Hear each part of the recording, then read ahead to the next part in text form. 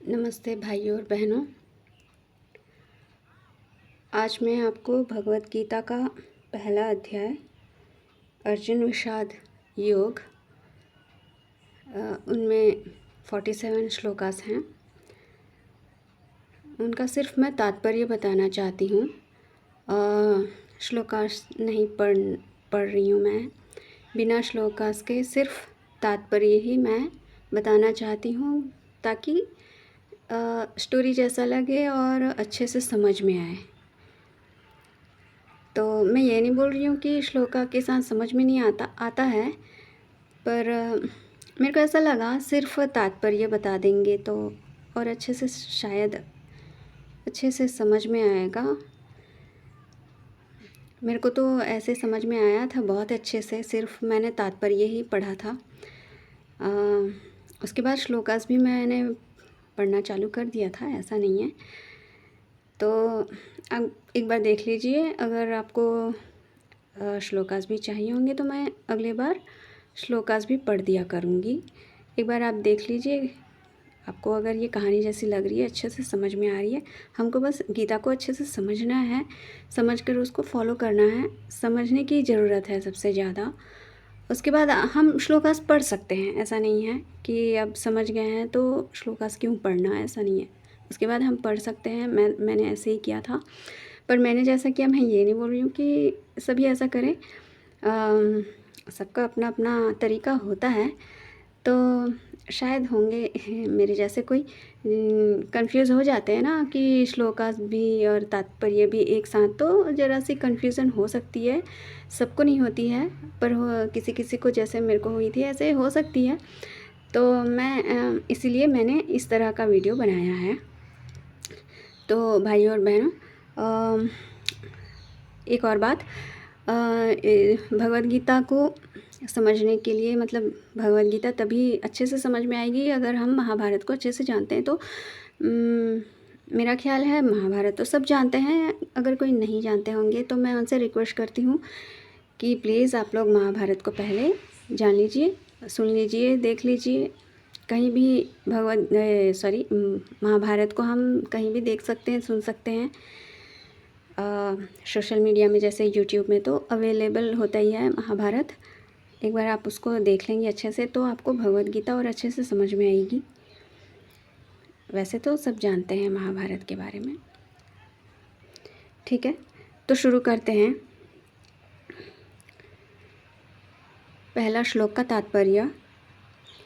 धृतराष्ट्र संजय से पूछते हैं। अब धृतराष्ट्र और संजय तो आप जानते ही होंगे ना। संजय से पूछते हैं कि धर्म भूमि कुरुक्षेत्र में युद्ध करने के लिए एकत्र हुए सभी योद्धा, मेरे पुत्र और पांडव क्या कर रहे हैं,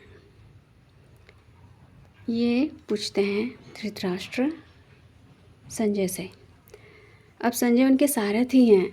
अब संजय यहाँ हस्तिनापुर में धृतराष्ट्र के साथ बैठे हुए होते हैं, लेकिन उनको धर्मभूमि कुरुक्षेत्र दिखाई देती है, क्योंकि व्यास मुनि के द्वारा उनको दिव्य दृष्टि दी गई है। आप ये सब जानते ही होंगे। Next shloka number 2। अब यहाँ पे संजय कहते हैं, हे राजन, दुर्योधन पांडव सेना के व्यूह को देख रहे हैं और ये बात गुरु द्रोणाचार्य से जाकर कहते हैं। तीसरा श्लोक का तात्पर्य है, हे आचार्य, दुर्योधन कहते हैं द्रोणाचार्य से, हे आचार्य, एक बार पांडुपुत्रों की श्रेष्ठ सेना को देखिए, जिसे आपके शिष्य द्रुपद पुत्र ने बड़े ही कुशलता से रची है।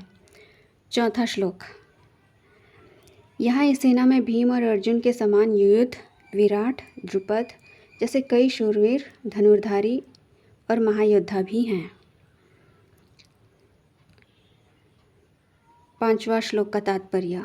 और दृष्टकेतु, चिकितान, काशीराज, पुरुजित, कुंतीभोज, शैब्य जैसे पराक्रमी शूरवीर भी कई हैं।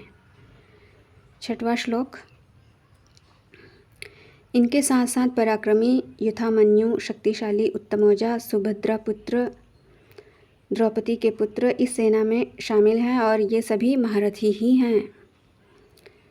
7वां श्लोक का तात्पर्य। किंतु हे ब्राह्मण श्रेष्ठ, मेरी सेना को आगे बढ़ाने के लिए जो योग्य योद्धा हैं, मैं आपको उनके बारे में बताता हूँ। आप भीष्म पितामह, कर्ण, कृपाचार्य, अश्वत्थामा, विकर्ण और सोमदत्त के पुत्र भूरिश्रव। यह हुआ 8वां श्लोक। अब 9वां श्लोक, उसका तात्पर्य। और मेरे लिए जीवन का त्याग कर देने वालों की कमी नहीं है। इतना ही नहीं, ये शूरवीर अनेक प्रकार के शास्त्रास्त्रों से सुसज्जित हैं और सबके सब युद्ध में निपुण हैं। 10वां श्लोक का तात्पर्य। हमारी सेना असीमित है। यह भीष्म पितामह द्वारा संरक्षित की जा रही है। वहीं दूसरी तरफ भीम द्वारा संरक्षित पांडव सेना सीमित है। ऐसा दुर्योधन अपने आचार्य से कहते हैं। उसके बाद 11वां श्लोक में भी दुर्योधन ये कहते हैं, तो आप सभी अपने अपने मुख्य स्थान पर रहते हुए भीष्म पितामह की रक्षा करते रहिए। अब 12वां श्लोक, उसका तात्पर्य। शंख उद्घोषणा होती है होने वाले युद्ध की।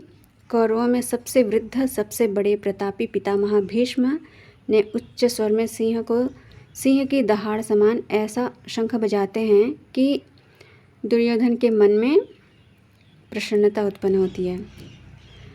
13वां श्लोक, उसका तात्पर्य। उसके बाद और भी कई शंखनाद, नगाड़े, ढोल, मृदंग और नरसिंगे आदि एक साथ ही बजते हैं। इन बाजों का नाद उच्च स्वर में अत्यंत भयंकर होता है। 14वां श्लोक, उसका तात्पर्य। अब